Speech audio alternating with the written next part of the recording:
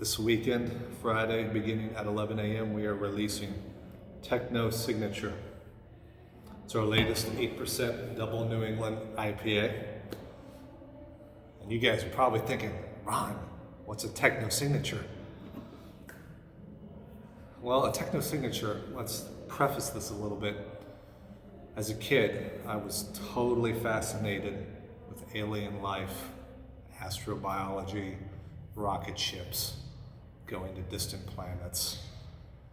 And I'm always reading, as you know, the Google News science section, and I'm always catching the latest sciencey articles. And there is a new study that is beginning to get started to look at technosignatures. And what are they? Technosignatures are, if you're pointing something at the sky, it's being able to find signs of not just life, like astrobiology, clouds, this and that, but signs of intelligent life. So that is huge. And you're like, okay, how are we going to get signs of intelligent life? It's not like SETI, where they're listening to radio signals on the big radio telescopes and trying to find some communication. No, we're looking at planets that have a signature that intelligent life is there.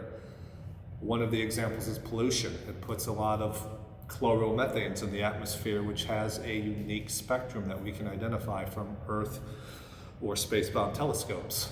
So it's looking like that. What if this race of aliens is so advanced they've got solar panels everywhere? Well, we could see the reflection that comes back of the part of the sun that does not get absorbed by the solar panel.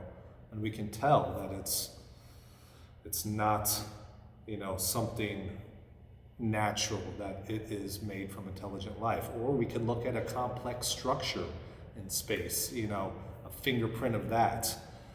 Think of the Death Star. So hopefully it's not the Death Star that we find, but this is a new study that's coming out. It's super exciting. Instead of you looking at, clouds, planets are in the Goldilocks zone where they can have life. We are actually looking for signs of intelligent life. So that's pretty powerful, and I got all excited about that, and I'm like, TECHNOSIGNATURE, that's a great beer name. So, like looking for a signature, a distinct signature of intelligent life, we're trying to get a distinct hop profile. And we try to do this with all New England IPAs. This one in particular because of its name. It better be good, juicy, and distinct. So that's what we set out to create. So we used a couple of unconventional double New England hops, namely Cascade and Centennial, classic American IPA hops, and we also threw in Citra, which is a big New England powerhouse. And usually, personally, I don't brew well with just Centennial or Cascade. I can't get them to work. But for whatever reason, in the Valley, we did a test batch probably a half a year to a year ago with this hop combination, Citra, Centennial, and Cascade, and it rated super well, which surprised me. So I'm like, you know what? We've got another release coming down at Canal Place, distribution wants. What have we done that people have liked? And I looked at the untaps, and I'm like, oh, this one, rated very well, unlike I would have thought. So we brewed it, and what happened? 2 weeks later, the thing went clear. And it was the weekend before, and I pulled a sample,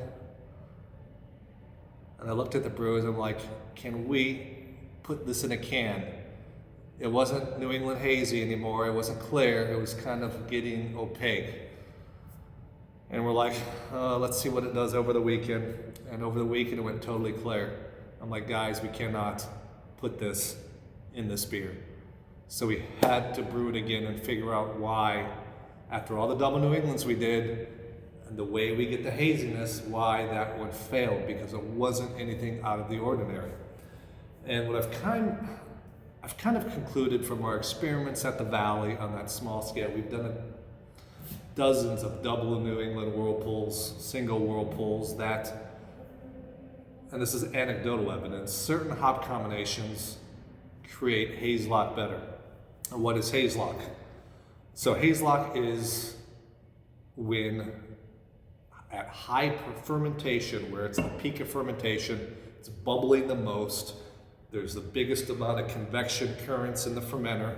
That's when you put in as much dry hops as you can, and they'll get churned around instead of being settled out immediately like a conventional IPA when you dry hop.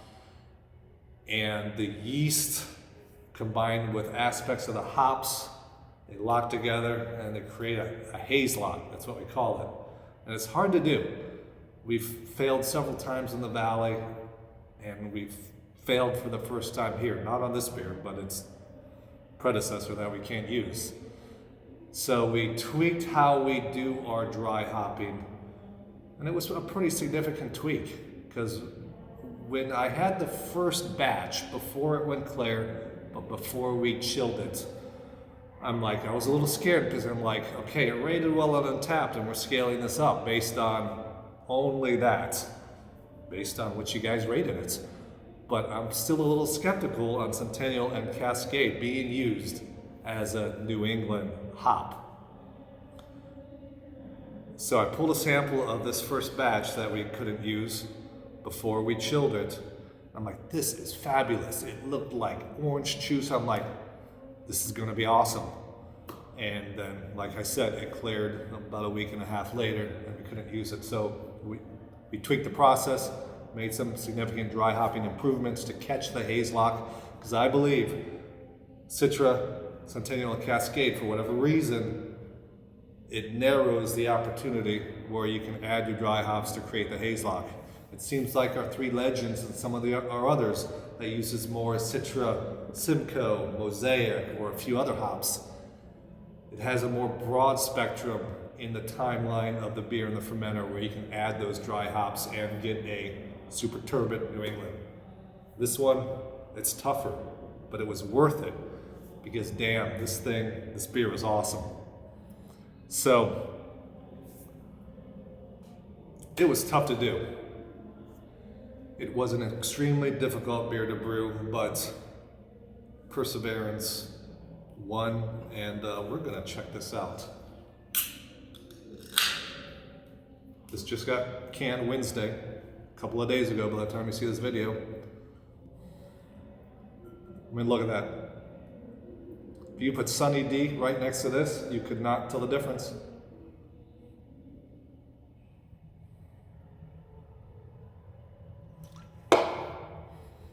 I smell the citrus from here. I've got about 1.5 to 2 feet between that and here. Total citrus bomb. Look at that.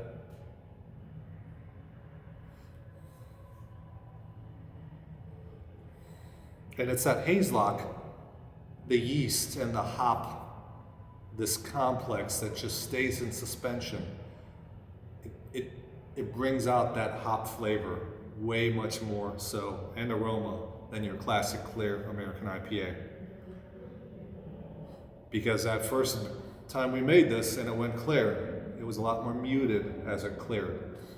It tasted fabulous when it was cloudy, so the key is to keeping this cloudy in the can and on the shelf so it doesn't settle out.